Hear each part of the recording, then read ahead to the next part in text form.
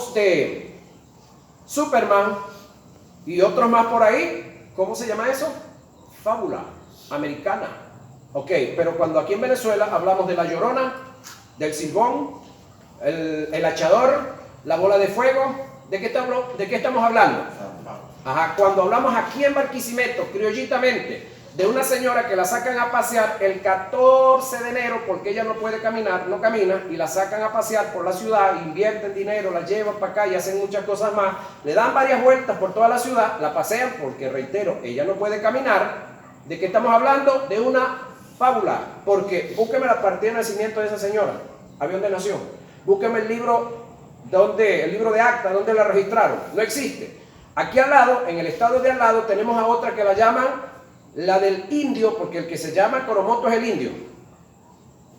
¿Sí? Lo más tremendo del caso, el que se llama Coromoto es el indio. Entonces le denominan la del Coromoto. Y en el Zulia tenemos otra. Ok.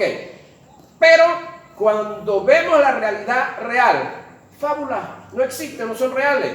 Sin embargo, aquí en Trujillo tenemos a un amigo llamado José Gregorio Hernández. Pregunto, ¿es fábula? No. Allá está la partida de nacimiento, está el libro de acta, están los huesos, todo el mundo sabe que fue un médico, sí, prestigioso médico en su tiempo. Y en Maracay tenemos a otra llamada María de San José, allá está su pequeña urna, está el libro de acta, está la partida de nacimiento, nació por ahí en las costas de Aragua, eso sí no es fábula, pero sencillamente fue una humana, como cualquier otro, es lo que le quiero decir. Entonces, cuando hablamos de fábulas, estamos hablando de historietas, cuentos muy bien echados, que no tienen ninguna existencia. Por lo tanto, este material, en vez de llamarlo hermenéutica como comúnmente se llamaba, ahora se llama como códigos y reglas de interpretación. Ese es el detalle. Entonces, les he hecho un cuentico sobre lo que es, o parte de la historia, de lo que era la fábula de este individuo llamado Hermes. Ok, la fábula nos dicen que era intérprete de los dioses Zeus y Júpiter. Con el correr del tiempo, el término hermenéutica se ha adoptado en el campo de la investigación científica. Por lo tanto, debemos entender que dicho término hermenéutica no es una palabra netamente teológica, es un término técnico usado en el método científico de la investigación. Se entiende que el término hermenéutica es de origen pagano, pero cuando se adapta al campo de la investigación bíblica, lo que lo compone es de inspiración divina. En cuanto a la teología, el término teología, teo es Dios, logía es ciencia. Teo es Dios, logía es ciencia. Ese es un término griego. Y en cuanto a la teología, hemos denominado a la hermenéutica como sagrada. Cuando se hace referencia a la hermenéutica sagrada, se dice que es el arte de interpretar las sagradas escrituras. La hermenéutica como ciencia aborda tanto lo secular como lo espiritual. Cuando usamos el término hermenéutica para aplicarlo a la investigación de las escrituras sagradas, utilizamos el término compuesto, hermenéutica sagrada. ¿Sí? Hermenéutica sagrada. Eso es lo que hemos comenzado a ver en esta hermosa noche. ¿Qué es la hermenéutica sagrada? Vamos a darle una explicación. Es la ciencia que nos presenta una serie de herramientas y a su vez nos enseña a trabajar con ellas para realizar estudios de las escrituras en forma acertada, precisa, concisa y sistemática, llegando a ser un buen expositor de ellas y poder así edificar, exhortar, perfeccionar, instruir, educar a los oyentes. Si no se toma en cuenta la hermenéutica como ciencia para el estudio de las Sagradas Escrituras, se corre el riesgo en un gran porcentaje de caer en herejías y en apostasía, convirtiéndose en un hereje y apóstata de los tiempos presentes. Génesis y desarrollo de la hermenéutica. El cómo se originó y se desarrolló la interpretación bíblica a través de la historia es de importancia capital. Existen disputas entre dos escuelas de interpretación. Son a saber, la escuela literal y la escuela alegórica. ¿Cuáles son las dos escuelas? La escuela literal y la escuela alegórica. La correcta es la literal. La alegórica ya le vamos a demostrar que no es correcta, pero la usan. Ahora, la primera, que es la literal, se rige por los principios hermenéuticos establecidos.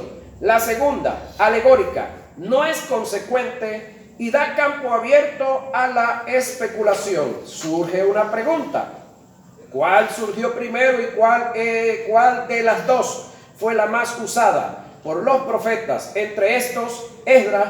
¿Cuál fue la que usaron los rabinos, Cristo, los apóstoles y los reformadores? ¿Cuál es la que debe usar la iglesia contemporánea? Veamos la historia y llegaremos a una conclusión exacta. Les voy adelantando, es la escuela literal. Pero vamos a estudiarlo. Vamos a las razones. Origen de la interpretación. La interpretación se originó en los días del post-exilio, con Esdras en el año 445 a.C., y fueron necesarias por dos razones. Mira lo que viene ahora, muy pendiente con esto. En el año 445 a.C., que se inició la escuela literal. Israel en el exilio dejó de escudriñar las escrituras por 70 años. Ok, habiendo reemplazado el hebreo por el arameo, por lo tanto, no lo comprendían, ya que la lengua original del canon del Antiguo Testamento era el hebreo. Entonces, aquí es donde yo quiero que usted hagamos un paréntesis y analicemos. Es decir, Israel fue invadido o ha sido invadido por todos los imperios que se han levantado en el mundo y falta ser invadido por el último que se va a levantar. Sí. Falta uno y van a invadir a Israel también, la van a masacrar y cuántos daños muchos le van a hacer por causa de su rebeldía, por causa de sus pecados, por causa de no haber aceptado la protección de Dios. Ok, todos sabemos que Israel salió de Egipto, ¿correcto? Atravesó el desierto, Dios le entregó una tierra y se hicieron dueños y señores de esa tierra porque Dios se las entregó. Pero luego de estar ahí, abandonaron la ley de Dios. Se metieron en idolatría, comenzaron a cometer todo tipo de pecado y viene una primera nación o un primer imperio y los invadió. ¿Quiénes fueron esos primeros? Los asirios. Actualmente Siria y actualmente aquí en Occidente Alemania. Son los mismos, señores. Asirio, Siria actualmente y Alemania es lo mismo. Ahora, ellos invadieron a Israel, pero no los deportaron. Luego entonces se levanta Babilonia. Babilonia sí, capturó y deportó. 70 años estuvieron en Babilonia.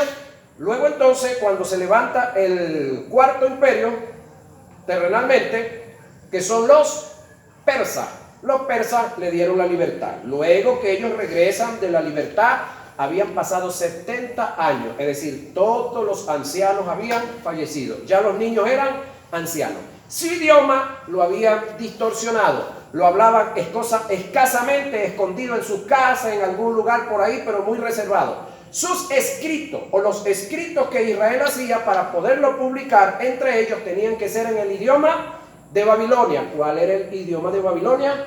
Arameo, señores.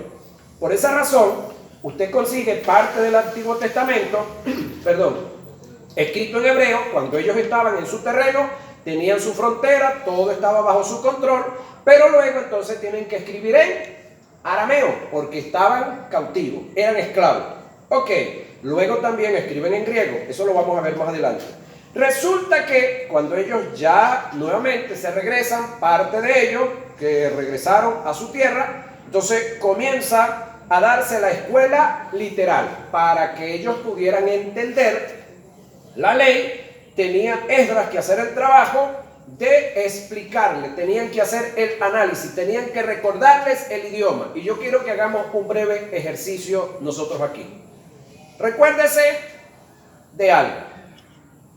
Nosotros